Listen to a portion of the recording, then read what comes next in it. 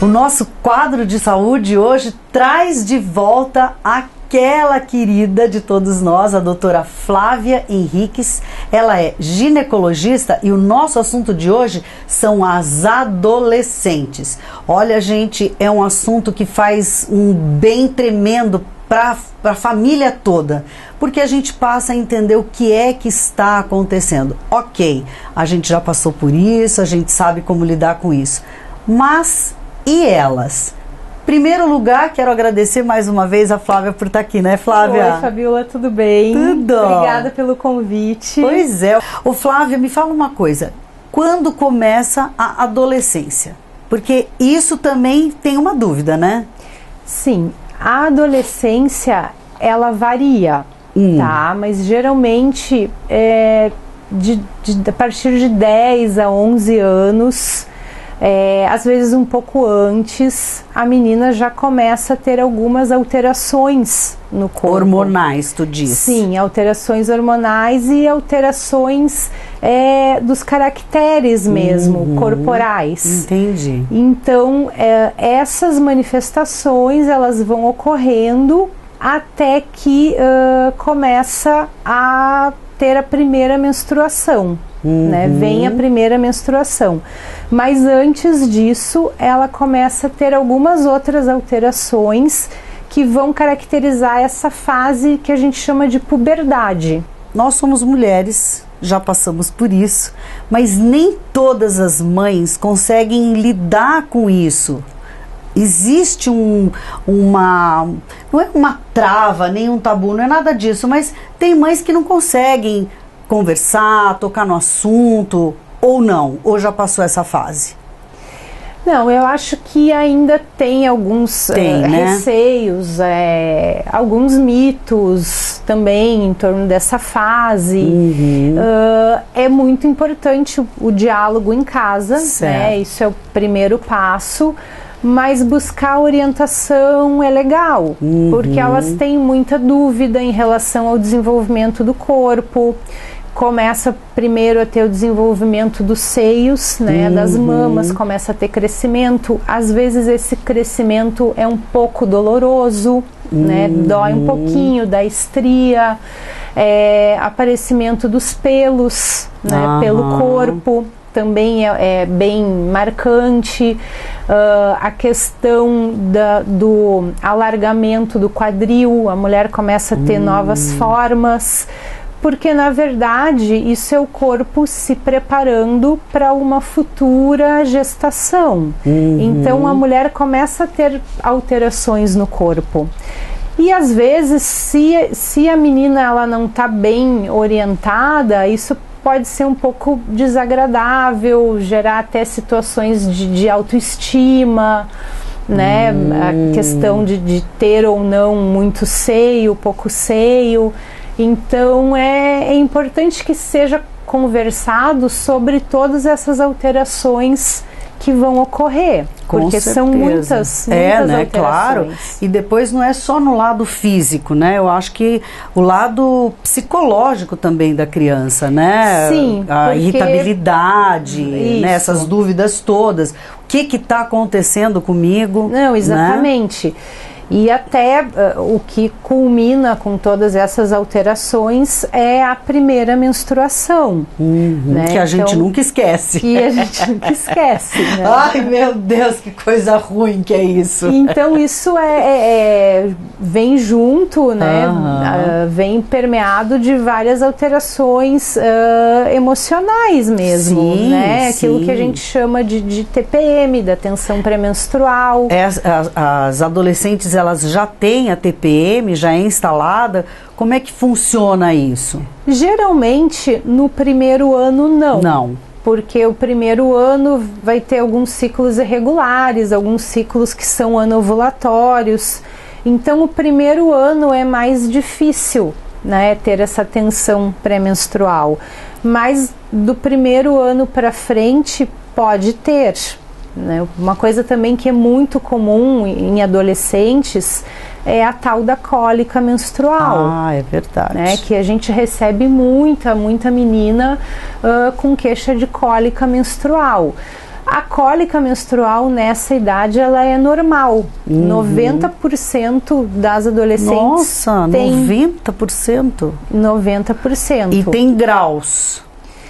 Sim, porque dependendo do volume menstrual, né, a menstruação é uma descamação da parte mais interna do útero. Descama aquelas células e o útero precisa botar para fora, então ele contrai. Essa contração é que dá a sensação de cólica. Então, quem tem mais fluxo vai ter mais contração cólica. E mais cólica. Então esse é o mecanismo da cólica, são contrações uterinas para expelir aquela célula que precisa ser liberada. Muitas adolescentes a gente escuta que para regular, né, porque esse primeiro momento da adolescência não tem não é tão regulado. Né? Exatamente. É fato isso? Isso. Eu tô falando aqui, mas eu não sei, porque os meus filhos, todos homens. Então eu não passei por isso. Mas existe, né, esse lance do regular, né? Sim, sim. No primeiro ano não é tanto, depois regula. Pode levar 1 ano e meio até 2 anos para ter ciclos regulares. E aí durante vão ser os ciclos ovulatórios. E aí durante esse período não se toma nenhum medicamento, por exemplo, ou depende do caso, porque a gente vê muitas adolescentes tomando já um medicamento, uma pílula anticoncepcional. Isso entra para regular também, né? Porque a gente escuta isso. Eu não sei, estou te perguntando. Então, no primeiro ano da menstruação, a gente tenta evitar o uso de pílulas anticoncepcionais. Existem outras medicações, anti-inflamatórios, que são próprios para isso. Também é importante a hidratação, a atividade física regular. Isso tudo ameniza as crises de cólica, né? Então, atividade física, uma boa alimentação, uma boa hidratação, aquela bolsinha de água quente que as mães têm em casa, o calor alivia a cólica, isso é fato. E existem medicações que podem ser usadas, né? O uso de anticoncepcional, ele é indicado após o primeiro ano, caso não tenha ocorrido o ciclo regular. Caso o ciclo ainda esteja muito irregular, aí a gente pode eventualmente entrar com algum anticoncepcional para fazer a regulação desse ciclo. Entendi. E falando nisso, a gente vê muitas adolescentes também engravidando, né? Sim. Por falta de orientação, gente, porque elas entram na internet, elas acham que ali tem tudo, né? Mas um bom papo em casa, uma boa orientação com uma médica, um médico ginecologista é fundamental para que tudo se desenvolva sem traumas, porque eu acho que um trauma nesse período vai o resto da vida, né, Flávia? Não, sim, porque aí um filho é pro resto da vida. Sim. Né? Ou mesmo alguma coisa que não tenha ocorrido de uma forma natural ou de uma forma legal, de repente uma primeira transa, né, o primeiro ato sexual, a primeira relação, se for uma coisa traumática sem saber, sem informação, isso também pode levar a traumas futuros, né? E também a gente tem que ressaltar a questão do uso do preservativo. Porque não é só estar usando anticoncepcional, né? Ah, mas eu uso anticoncepcional, eu não vou engravidar. Ok, isso é um dos problemas, né? Mas o uso do preservativo a gente não pode deixar de falar, não pode deixar de lembrar, porque o preservativo previne várias doenças que são sexualmente transmissíveis. E que algumas doenças a gente tem vacina, como a hepatite, o HPV, mas outras, infelizmente, não se tem vacinas. Então, tem que usar o preservativo, mesmo que seja um namorado fixo, um namorado de longo tempo. Isso é uma questão muito importante e que está se deixando um pouco de lado. Eu acho que teve um período em que a gente falava, tinham campanhas, mas depois deu uma baixada, né? O que aconteceu, né, Fabiola? Ninguém mais morre de AIDS, porque as medicações elas estão muito evoluídas. Mas existe a transmissão, a doença ainda existe, e existem outras coisas, né, que podem ser transmitidas. Então, naquela época existia uma campanha exaustiva, forte, né, para esse uso de preservativo, que aos pouquinhos foi talvez se deixando de lado, né, e focando em algumas outras coisas, mas a gente não pode deixar de lembrar essas meninas que estão hoje iniciando, né, para sua vida sexual, que o uso da camisinha é importante, sim, né, e um anticoncepcional não substitui de forma alguma o uso do preservativo. Por isso que eu acho importante os pais, né, a gente está falando aqui as mães, mas os pais de uma forma geral, né, terem uma pessoa de confiança que você possa levar a filha e falar assim, olha, conversa com ela, porque o papo de pai e mãe é diferente do que um papo de uma profissional ou de um profissional, né? E como é importante, porque a gente vê muita adolescente aí passando por situações difíceis, né? Tanto meninas quanto meninos, né?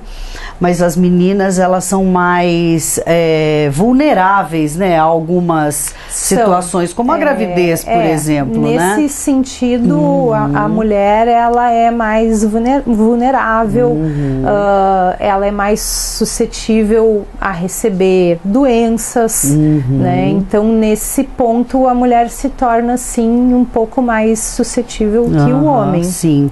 Olha, gente, a doutora Flávia Henriques está aqui junto com a gente. Nossa, sempre muito grata, né? E é importante vocês saberem, porque a Flávia é a referência de ginecologista adolescentes, né? Para adolescentes. E você apaixonada por esse tema, né? Sim, eu gosto muito de trabalhar nessa área, é apaixonante. E você vai agora para um congresso? Eu vou mês que vem, vou para um congresso em São Paulo que trata exatamente dessa questão. É sobre ginecologia na infância e adolescência. Porque algumas crianças também precisam de ginecologista. Pois é, eu ia te falar, mas infância, como assim? Sim? Sim, porque tem algumas questões na menina, né, que às vezes o pediatra ele não consegue tratar, né, algumas questões mais relacionadas à parte genital mesmo, alguns desconfortos, corrimentos, alergias, que acabam passando para o ginecologista. Eu vejo as minhas amigas passarem altos cortados com essas adolescentes, viu? O interessante, né, como tu falou, porque às vezes os pais, né, e as mães não conversam. Às vezes elas precisam conversar com alguém de fora, realmente, né? Alguém que elas tenham confiança, que tenham, né, uma linha mais aberta, digamos assim, para perguntar dúvidas, questionamentos, coisas que leram na internet, não sabe se é verdade, se não é. Sim. Então, claro que a base de tudo é a família, né? Conversar em casa, enfim. Mas precisa ter uma pessoa de fora, um profissional, no caso, para ter essa linha aberta, essa linha direta para poder conversar. E olha, gente, a gente agarra o ginecologista e vai o resto da vida, né? O resto da vida, até a menopausa, né? É verdade. Que, aliás, é um assunto também que a gente quer trazer para você, a pedido das nossas telespectadoras.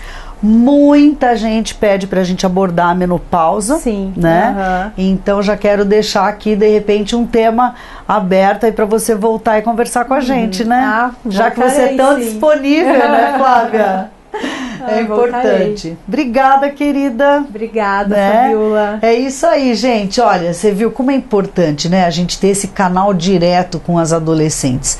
E olha, eu vou falar uma coisa pra vocês, gente.